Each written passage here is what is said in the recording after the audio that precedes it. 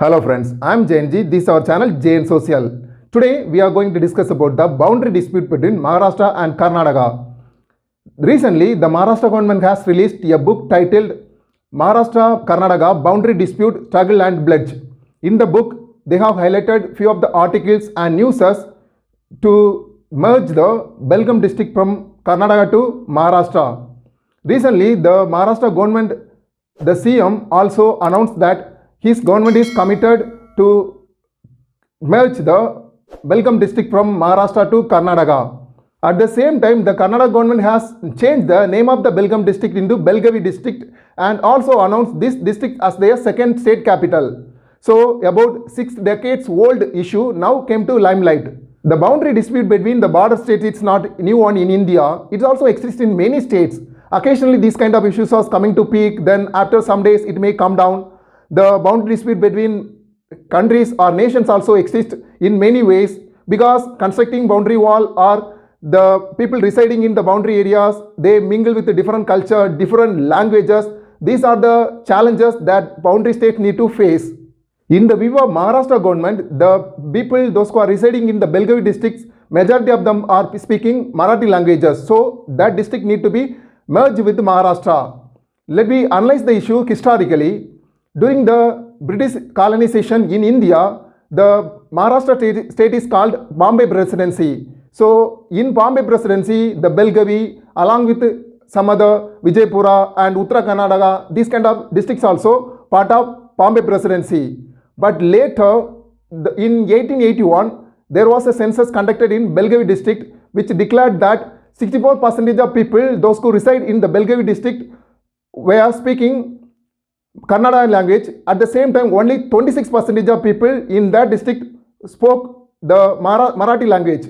As we know, the Belgavi district is earlier called Belgaum. In 1948, the number of Marathi-speaking politicians has increased in the Belgaum municipal administration. So they have demanded the central government to merge the Belgaum district with Maharashtra. As per the Central Government State Reorganization Act 1956, the Belgaum district along with 10 taluks were given to Mysore state because earlier the Karnataka is called Mysore state. In 1973 only the Mysore name renamed into Karnataka. But the Maharashtra government claiming that in 1956 there were more people in the Belgaum district were speaking Marathi language. Now the Solapur, Korapur districts are part of Maharashtra. But the Karnataka government is claiming part of these Solapur and Korapur districts has to be given to Karnataka. And also the entire district of Kasaragod from the Kerala need to be merged with Karnataka. In 1960, the Maharashtrian government as well as the Kannada government formed a committee which was a 4-member committee, 2 members from Karnataka and 2 members from Maharashtra to solve the issue.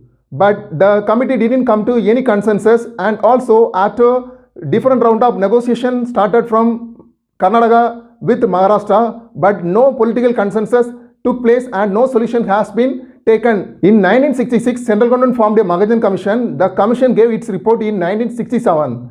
The commission neglected the entire demand of Maharashtra government to get the Belgaum district, but at the same time, the commission has recommended to give 260 villages from the boundary areas of Karnataka to the Maharashtra, and also the Maharashtra government has to give 250 villages of border area to the Karnataka. And the Mahajan Commission also recommended the part of Kasaragod district from the Kerala need to be given to the Karnataka. But the Maharashtra government rejected the report. The reason highlighted by the Maharashtrian government is that the Mahajan Commission didn't use the same formula to give the part of Kasaragod district to Karnataka. So they neglected that report. The Kerala government also entirely objected the report and neglected the report. To solve this boundary dispute issue between Karnataka and Maharashtra, the Maharashtra government went to Supreme Court in 2004, where it has highlighted that the people, those who are residing in the boundary areas, where those who are speaking Marathi languages, that part need to be merged with the Maharashtra. And also the government highlighted that 814 villages in the border areas of Karnataka has to be merged with Maharashtra, where people are speaking Marathi languages. For instance, Konkani is a dialect of Marathi language. The Maharashtra government also highlighted that majority of people, those who are residing in the boundary area of Karnataka, feel insecure. but the Karnataka government replied to that Maharashtra government that the border dispute between Maharashtra and Karnataka has solved by the State Reorganization Act 1956.